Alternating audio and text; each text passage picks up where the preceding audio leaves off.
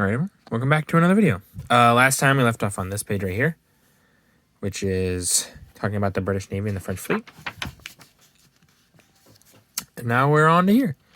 The incident at Oran, July 3rd, 1940. Action in Algeria. At Oran lay two French battleships, the Dunkerque? I don't know. And the Strasbourg, with many other units of the French fleet. After unsuccessful parleys with Admiral Gensoul, the French officer in command, it became necessary for Vice Admiral Sir James Somerville to open fire. Several ships were sunk or damaged in the engagement. The Dunkirk, I'm going to say that's the Dunkerque, I don't know, above, being driven aground and later rendered useless by air bombardment. Below is a general view of the harbor at Oran, where the action took place. So there we see that. And all the ships that were... So the British do this. A lot of people get very upset with the British government. And while looking back, you can say, well, why would they do that? It's just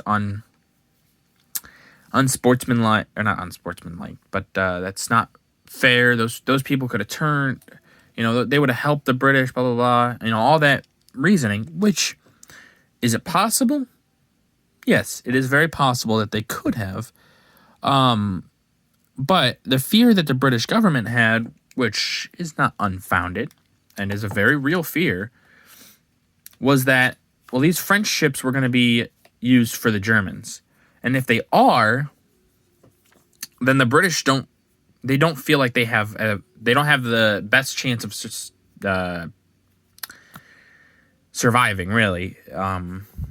So they go and they blow up the French ships. They do try to talk them down, say, hey, release your ships to us, it'll all be good, blah, blah, blah, all that stuff. But it doesn't work out. The admiral in charge says, no, we're not doing that. And so then they blow up the ships. You can say it was abhorrent. It was wrong of them to do that. But when you're defending yourself and you think this is the only way you're going to survive, you'll do some things that you may later go, well, we shouldn't have done that. But at the time, you will be thinking, well, this was what we had to do to survive. And survival is more important to you than being nice. A lot of the time. Berlin's welcome for the Führer. July 6th, 1940.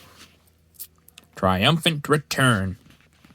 On July 6th, Funny Mustache Man returned to Berlin after 8 weeks spent with the army in the field, ordered by Reichsminister Goebbels to give the Führer a welcome such as Berlin had never seen before. To celebrate the victory in France, large crowds were dragooned to cheer him on his progress through the city.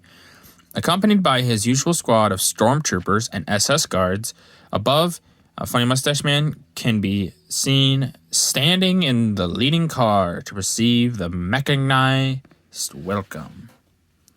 So there is the Führer, and obviously all these people are cheering. They say it was mechanized and all that. There is a good possibility it was. Goebbels would have wanted Funny Mustache Man to feel as though oh, look, the people really love you, blah, blah, blah. But there's also just as likely of a chance that these people really did come out to see him. I mean, victory in France, a lot of Germans were still upset at the loss during World War I. So with this, they achieved what they could not in World War I. They beat France. And we think of this war, but oh, the British and all that. But for a lot of Germans, especially right now, France is their enemy. France has historically been their enemy.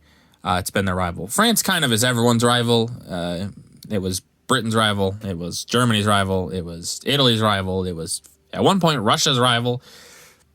But, so, anytime you could beat up the French, people are the people of that country are usually pretty happy.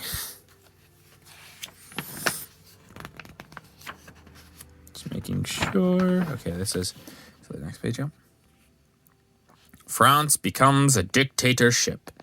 July 9th, 1940. End of the Third Republic. On July 9th, the French Chamber of Deputies at Vichy voted for the reform of the Constitution by 395 votes to 3.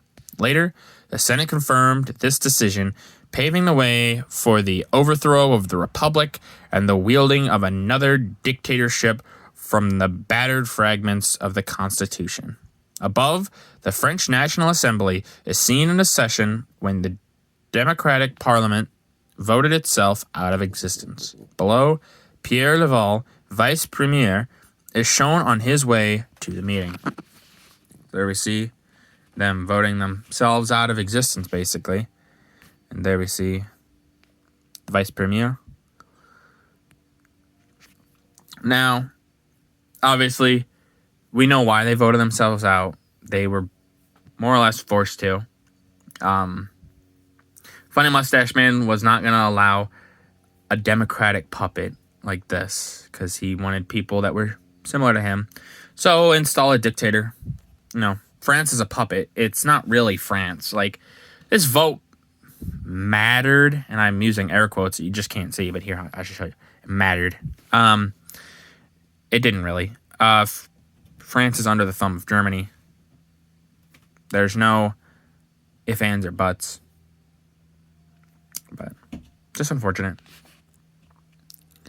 Out of the kitchen into the war. July 9th, 1940. Appeal for aluminum. And aluminum, not aluminium. It's aluminum. Take it. Just messing with any British viewers. Love you guys, but it's aluminum. You guys are wrong. On July 9th, Lord Beaverbrook, Minister of Aircraft Production, made an appeal to the women of England to give up their aluminum pots and pans to help the national effort to build fighter planes. We want aluminum, and we want it now, said Lord Beaverbrook. Beaverbrook. For with the collapse of France, a valuable source of aluminum had passed into the enemy hands. The wonderful response can be judged from the lower picture. Above is part of the aircraft factories which reap the benefit. So there's the aircraft factories where they're building all the aircraft. And this is the turnout they got. Obviously, this time, very patriotic. They're like, we are going to fight the Germans. Whatever it takes. So if you need our pots and pans, here you go, boys. This will help the war. Which, it probably was a good help. Helped get a lot more planes out. And so, Naval Action in the Mediterranean. July 9th, 1940. The Italian fleet comes out. The first major action between the British and Italian fleets took place in the Mediterranean on July 9th. The enemy squadron, comprising 2 battleships and a number of cruisers and destroyers, were put up a smoke screen as soon as the British appeared, and turned tail for home. Later, the Italian news agency announced that their navy had fought a glorious and successful action with the British Navy. The picture top shows shells from the British squadron bursting near Italian battleship, which is firing dead astern. Below, the guns of an Italian warship in action during the engagement. So here we see the British shells shooting at that Italian battleship, and the Italian battleship returning fire. And yeah, obviously they're going to say, oh, we did so great, even if they didn't, because it's good PR. You're not going to lie. You're a politician. I mean, there's, as an example, Oversimplified, when he made a video of, if you watched it, of the First Punic War, he tells about the people in Carthage, like the politicians, they didn't lie to the people, they just told them the truth. And it's like, well, that doesn't help. And then they have Xanthopus come in, and he's like, you're a politician, lie to the people. So, if you're a politician, They're going to lie, and you're going to have your state-funded, at this point, especially, news agencies lie as well, because it'll make you seem like you guys did just so great, even if you didn't. All right, well, that's going to do it for this video. If you guys liked the video, leave a like. If you didn't, leave a comment. Tell me what I can improve on. And as always, subscribe. It's really a great help. Thank you.